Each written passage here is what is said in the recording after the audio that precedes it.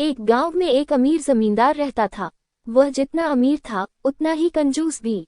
अपने धन को सुरक्षित रखने का उसने एक अजीब तरीका निकाला था। वह धन से सोना खरीदता और फिर उस सोने को गलाकर उसके गोले बनाकर अपने एक खेत में एक पेड़ के नीचे गड्ढा खोदकर डाल देता था। रोज खेत जाना और गड्ढे को खोदकर सोने के गोलों की गिनती करना उसकी दिनचर्या का हिस्सा था। इस तरह वह सुनिश्चित करता था कि उसका सोना सुरक्षित है। एक दिन एक चोर ने कंजूस आदमी को गड्ढे में से सोना निकालकर गिनते हुए देख लिया। वह छुपकर उसके जाने का इंतजार करने लगा। जैसे ही कंजूस आदमी गया, वह गड्ढे के पास पहुंचा और उसमें से सोना निकालकर भाग गया। अगले दिन जब कंजूस आदमी खेत में गड्ढे के पास पहुंचा तो सोना न पाकर रोने पीटने लगा। उसके रोने की आवाज वहां से गुजरते एक राहगीर के कानों में पड़ी तो वह रुक गया।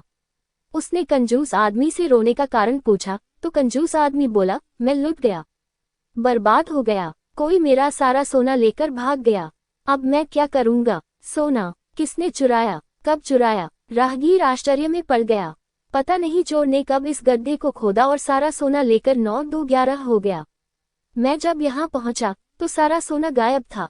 कंजूस आदमी बिलखते हुए बोला, गड्ढे से सोना ले गया। तुम अपना सोना यहाँ इस गड्ढे में क्यों रखते हो? अपने घर पर क्यों नहीं रखते? वहाँ जरूरत पड़ने पर तुम उसका आसानी से उपयोग कर सकते हो। राहगीर बोला, मैं अपने सोने को कभी हाथ नहीं लगाता। मैं उसे सहेज कर रखता हूँ और हमेशा रखता, यदि वो चोर उसे चुराकर नहीं ले जाता।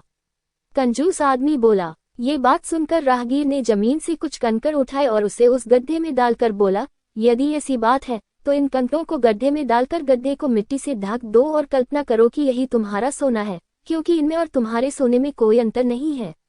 ये भी किसी काम के नहीं और तुम्हारा सोना भी किसी काम का नहीं था। उस सोने का तुमने कभी कोई उपयोग ही नहीं किया, नहीं करने वाले थे। उसका होना न होना बराबर था। सीख, जिस धन का कोई उपयोग न हो उसका कोई मोल नहीं।